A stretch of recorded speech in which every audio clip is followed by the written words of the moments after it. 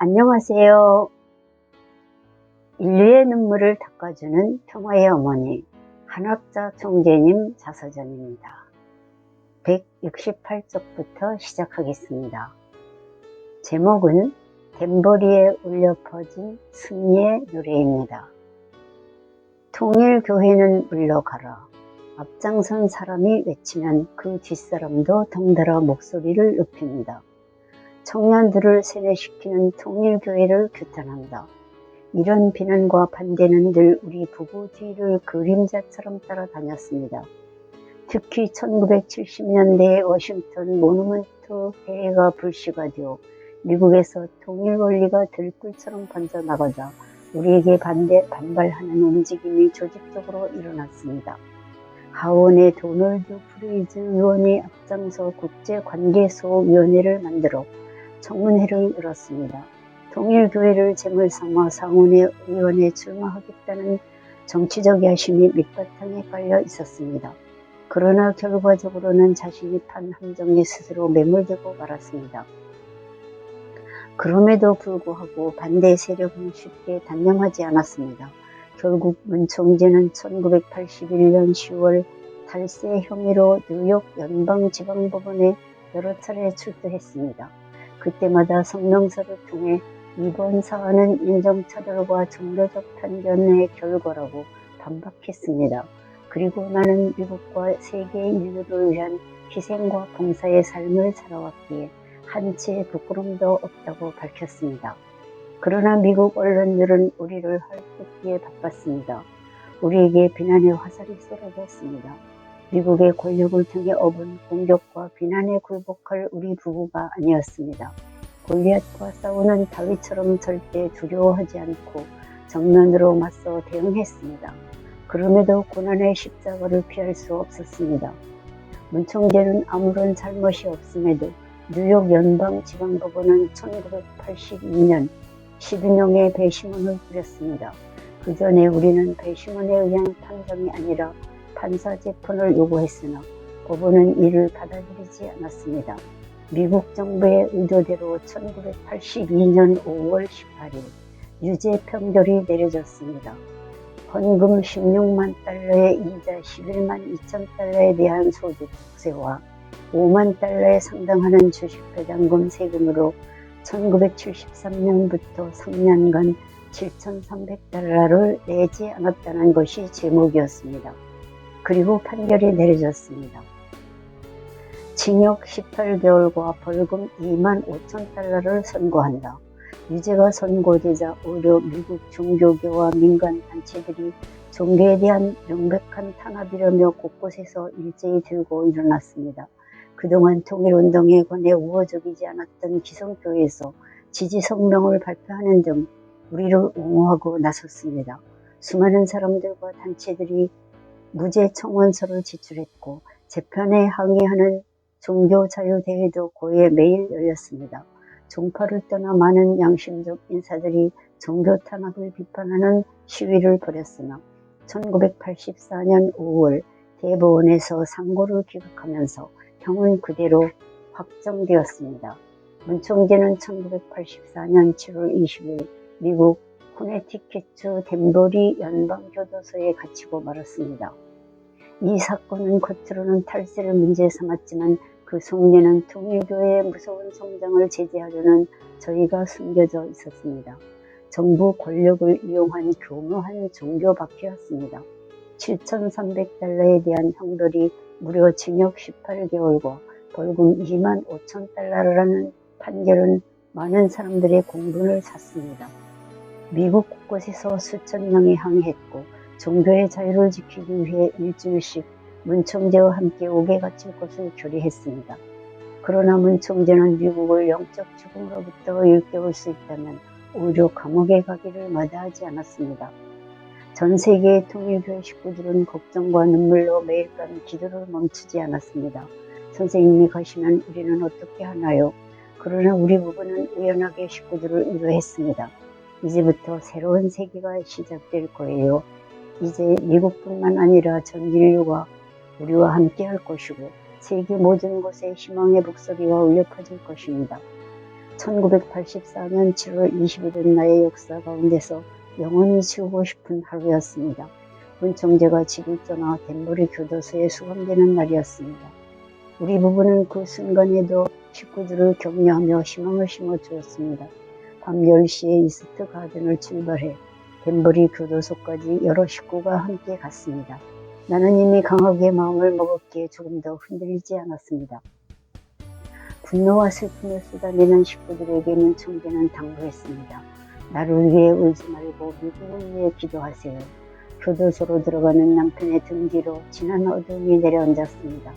식구들은 문총재가 다시 뒤돌아 나올 것만 같은 마음에 교도소 입구에 한참이나 서 있었습니다. 나는 식구들을 다독여 발걸음을 돌리게 했습니다. 남편이 이국 땅에서 억울한 옥살이를 해야 했건만 나는 저들을 용서해야 한다고 생각했습니다. 원수까지도 사랑하라. 그리고 위하여 살라. 우리 통일운동의 가장 근본은 위하는 삶입니다. 사지의 경기에서 자신을 희생하면 물론 한 발 더 나아가 억울한 누명을 쓰고도 상대를 용서하고 사랑할 수 있는 것이 덴버리 정신입니다. 덴버리 정신은 모든 것을 빼앗기고 잃어버린 처지에서도 하늘의 뜻에 따라 희생하고 용서하며 더 큰 가치를 위한 삶을 사는 것입니다. 돌아오는 밤길은 어두웠지만 내 마음은 어둡지 않았습니다. 미국으로 건너와 10여 년 동안 내가 겪은 일들은 강가의 조약돌보다 더 많았습니다. 세계를 뒤흔든 3번의 대집회를 비롯해 대륙을 횡단하는 순회 강연도 여러 차례 있었습니다. 그 힘든 도전만큼이나 문총재의 억울한 수감도 괴로운 일이 분명했습니다. 남편의 투옥 자체가 감내하기 쉽지 않은 무거운 십자가였습니다. 내가 가장 힘들었던 것은 그때 남편은 이미 60을 넘긴 나이였고 미국이란 나라에서 혼자 수감 생활을 한다는 것이 쉬운 일이 아니라는 것이었습니다. 더구나 유색 인종에다 소수 종교의 지도자라는 이유로 가해지는 박해였기 때문에 내 마음은 더욱 안타까웠습니다. 또한 나는 막내를 낳은 지 얼마 되지 않은 때여서 몸과 마음이 몹시 힘들었습니다.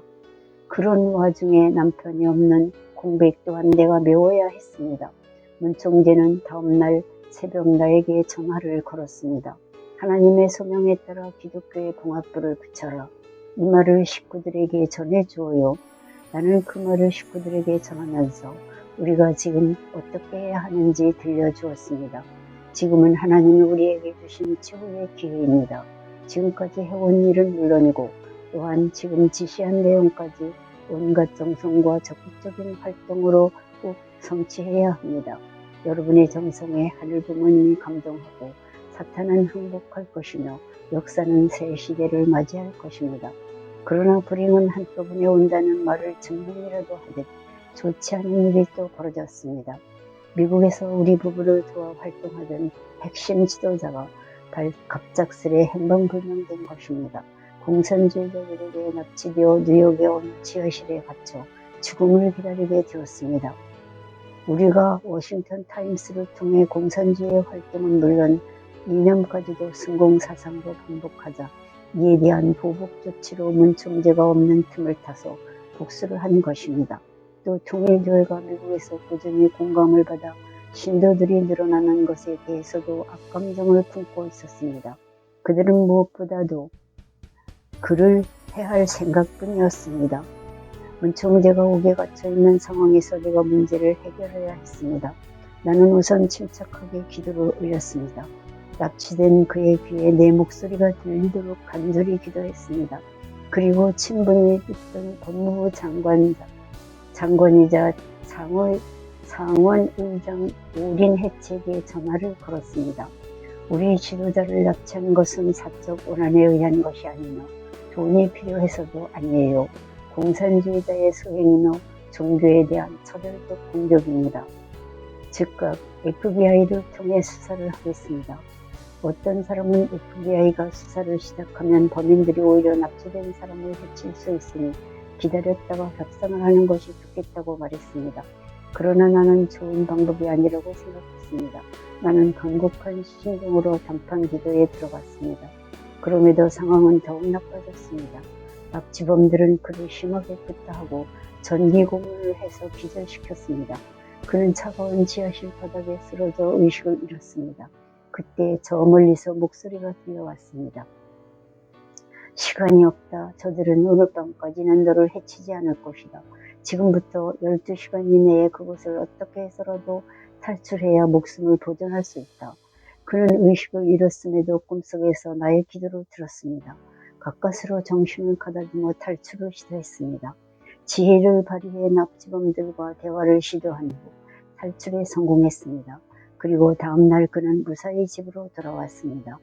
살아 돌아온 그가 자초지종을 들려주었습니다. 어둠 속에서 들려온 참 어머니의 목소리는 저에게 하나님의 음성이자 계시였습니다. 제가 벌떡 일어나 저들에게 대항할 힘과 지혜를 주었습니다. 만약 내가 납치 소식을 듣고 발만 구르면서 시간을 놓쳤거나 범인들과 협상하기 위해 기다렸다면 더 큰 불행을 당했을 것입니다. 또한 납치범들은 통일교회를 굴복시켰다고 기고만장해서 세상을 향해 떠들어댔을 것입니다. 그것은 결국 사탄의 수법이자 그들에게 승리를 안겨주는 것이었습니다. 그래서 나는 힘든 싸움을 벌이면서 단호하게 협상을 거절했던 것입니다. 마찬가지로 남편의 댕벌이 없고는 불행한 일이었지만 우리 부부는 그 일을 승리로 바꿨습니다. 어느 때보다 힘든 시간이었으나 한편으로는 가장 설레고 사랑과 연민의 정이 깊어지는 나날이었습니다. 남편 역시 애틋한 마음을 나누는 다정다감한 하루하루였습니다. 남편은 새벽 5시 기도를 마치면 교도소 공중전화로 나에게 전화를 걸어 엄마 하고 부르는 것이 하루 일과의 시작이었습니다. 면회 시간이 다가오면 남편은 언덕까지 나와서 나를 기다렸습니다. 어떤 때는 남편이 교도소 안에서 바닥 청소나 식당 설거지를 하다가 초췌한 모습으로 면회실에 들어왔습니다. 그 모습을 보고 어느 아내가 마음 편할 수 있겠습니까? 그러나 나는 서러움을 억누르고 항상 환한 미소로 맞이했습니다. 나는 면회를 갈 땐 막내 정진이를 데리고 다녔습니다. 막 2살 난 아기를 받아 안으며 남편은 즐거워했습니다. 잠시 후에 면회가 끝나면 남편은 밖으로 나와 우리가 탄 차가 사라질 때까지 손을 흔들며 전송해 주었습니다. 나는 오픈카를 타고 다녔는데 면회를 가서 언덕길을 오를 때면 남편은 우리가 도착할 시간에 보일 만한 장소에 미리 마중 나와 있곤 했습니다. 그때는 그리운 마음에 환한 웃음을 짓고 손을 흔들지만 언덕길을 내려올 때는 눈물이 쏟아질까봐 바라보지 못하고 손만 흔들어 보이곤 했습니다. 남편도 우리가 보이지 않을 때까지 손을 흔들고 서 있었습니다. 그 슬픔과 억울함을 딛고 나는 문총재가 옥에 갇힌 13개월 동안 교회와 섭리를 이끌었습니다. 전 세계 모든 식구가 안정된 가운데 흔들림 없는 신앙생활을 이어가도록 했습니다. 처음 문총재가 옥에 갇혔을 때 세계의 언론들은 과연 통일교회가 존속할 수 있을 것인지 아니면 사라져 버릴 것인지 비아냥거리며 입방아를 찧었습니다. 몇몇 언론은 마치 기다리고 있었다는 듯 섣부른 장담을 했습니다. 통일교회는 스스로 와야 될 것이며 신도들은 뿔뿔이 흩어지고 말 것이다. 그러나 그런 일은 절대 일어나지 않았고 오히려 신도들이 부쩍 늘어났습니다. 인류 구원과 종교의 자유를 위해 헌신하다가 억울한 목살이를 하게 된 문총재의 사연이 사람들의 마음을 움직였습니다. 문총재가 수감되고 한 달 정도 지났을 때 국제과학통일회의가 눈앞으로 다가왔습니다. 우리 부부가 12년 전에 창설한 이 대회는 세계의 과학자들이 모여 과학과 기술의 미래를 토론하는 큰 행사였습니다. 창설자가 수군된 상태에서 과연 대회가 열릴 수 있을지 근심하는 사람이 적지 않았습니다. 열리지 못할 것이다 라고 비웃는 사람도 많았습니다. 나는 한마디로 논란을 잠재웠습니다. 대회는 반드시 열려야 합니다. 1984년 9월 2일 제13차 국제과학통일회의가 워싱턴 DC에서 열렸습니다. 전 세계 42개 나라에서 250여 명의 과학자가 참석했습니다. 나는 과학자들을 만나 일일이 인사를 나누고 연단에 올라 의연하게 환영사를 낭독했습니다. 창설자가 없어도 국제대회가 성공리에 끝나자 과학자들은 고마움을 표했고 교회 식구들은 몹시 감복했습니다. 국제대회는 거기에서 끝나지 않았습니다. 1985년 여름 세계평화교수협의회가 국제대회를 맞이하고 있었습니다. 역시나 창립자가 수감되어 있는 상황에서 대회 개최가 가능할지 걱정이라는 이야기들이 들려왔습니다. 나는 선뜻 변함없이 개최해야 한다고 말했습니다. 대회 장소는 스위스 제네바로 결정되었습니다. 대회 의장을 맡은 미국 시카고 대학의 정치학자 몰텐 캐플린 박사가 덴버리로 우리 부부를 만나러 왔습니다. 문 총재는 대회의 주제를 공산주의의 종언, 소련의 멸망으로 하라고 말했습니다. 캐플린은 반대했습니다.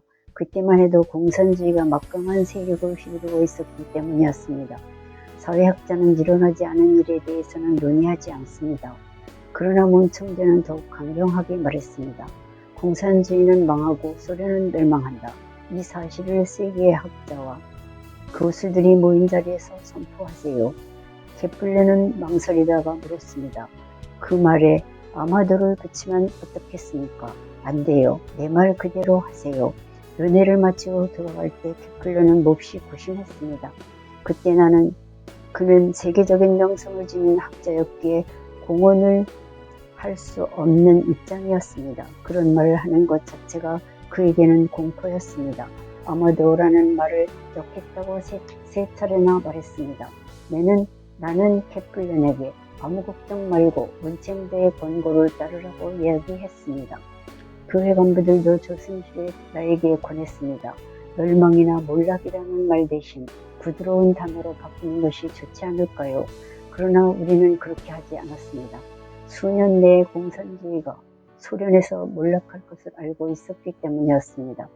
1985년 8월 15일 제네바에서 세계평화교수협의회 국제대회가 열렸습니다. 세계의 저명한 대학 교수 수백 명이 모인 역사적인 자리에서 공산주의의 몰락이 선포되었습니다. 공산주의는 5년 이내에 멸망합니다. 참석자들은 깜짝 놀랐습니다. 아직 일어나지 않은 일을 확신을 가지고 선포한 것에 놀랐고 대회장 바로 앞 길 건너편에 소련 대사관이 버티고 있음에도 소련 제국의 멸망을 장담한 것에 또 놀랐습니다. 그러나 그 후 우리의 예측대로 소련의 공산주의는 막을 내렸습니다. 그때 우리 부부는 섣부른 예언가로 놀림을 받을 수 있었습니다. 실제로 유명한 사회학자와 교수들은 우리의 선포를 두세게 비판했습니다. 하지만 그 후 소련이 해체되자 그들은 우리의 예측의 놀라움과 감탄을 금치 못했습니다. 옥에 갇힌 문 총재와 나는 세계의 앞날을 위해 하루도 쉬지 않고 그렇게 일을 했습니다. 억울한 옥살이라 해도 남편은 모범적인 몸가짐과 부지런함으로 제소자들에게 큰 감동을 주었습니다. 수감자들이 처음에는 동양에서 온 이단 정도 창시자라며 비웃고 시비를 걸었으나 곧 참 스승으로 여겼습니다. 남편은 미움과 증오, 다툼이 지배하는 교도소를 변화시켜 사랑이 흐르는 곳으로 만들었습니다. 제소자들은 남편을 옥중의 성자라 불렀습니다. 간수들과 교도소 관리들도 감복했습니다. 남편은 모범수가 되어 1985년 8월 20일 자유의 몸이 되었습니다. 남편이 옥에 갇힌 것은 내가 갇힌 것이나 마찬가지였습니다. 남편의 옥살이는 2000년 전 예수님이 빌라도의 법정에 섰다가 혈혈단신으로 십자가에 내몰린 것과 다를 바 없었습니다. 언제 문 총재를 위할지 모를 세력들이 후시탐탐 기회를 엿보고 있었습니다. 소련 KGB가 북한 김일성의 사격을 받은 적군파가 검거되기도 했습니다. 수감자들 가운데는 그들에게 동조하는 불선 세력도 있었습니다. 그들과 함께 생활해야 하는 남편의 아내는 누구도 장담할 수 없었습니다. 그것은 예수님을 십자가에 내준 것과 다름없는 현대판 골고다였습니다. 그러나 우리 부부는 그 고난을 겪으면서도 결코 좌절하지 않았습니다. 나는 어디에 있더라도 하나님의 뜻을 위해 사랑을 실천하고자 몸과 마음을 다했습니다. 그런 고달픈 인생 행로를 묵묵히 걸어 평화와 우주의 어머니이자 인류의 중보자 독생녀로서 소명을 다해 나왔습니다. 오늘은 여기까지 훈독했습니다. 경청해 주셔서 대단히 감사합니다.